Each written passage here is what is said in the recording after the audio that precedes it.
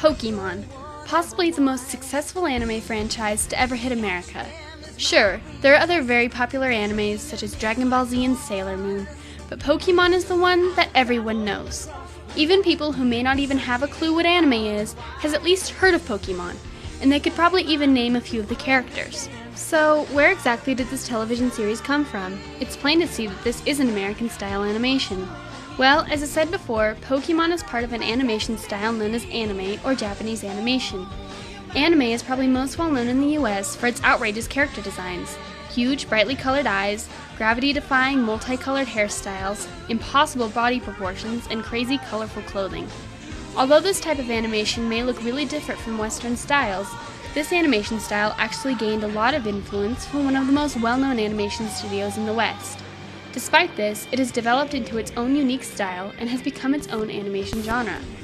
From comic strips to full-length animated films, anime has endured a long and difficult journey that has led to the ever-so-successful animation industry that Japan is so well known for.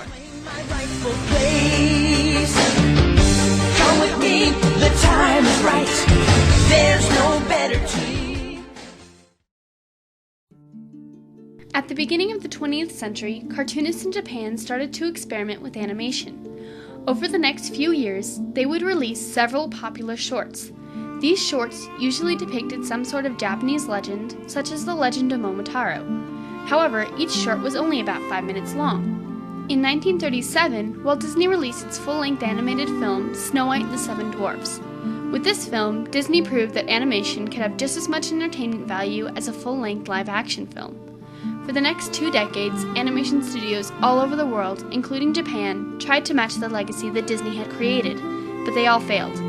That is, until 1956, when Toei Animation Company was founded.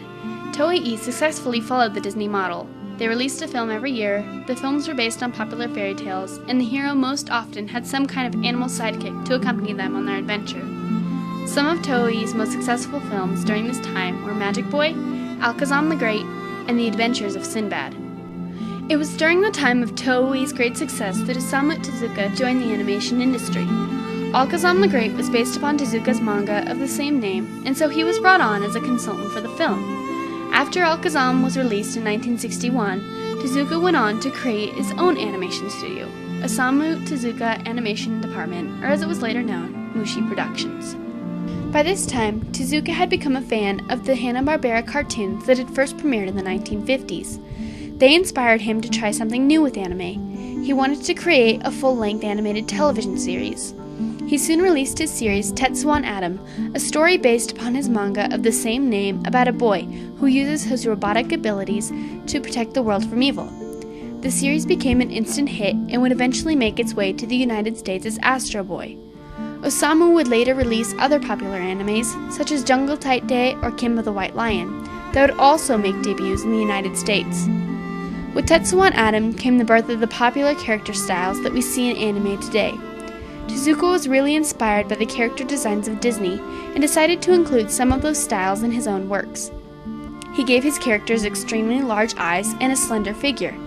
He also gave them unique hair and clothing styles.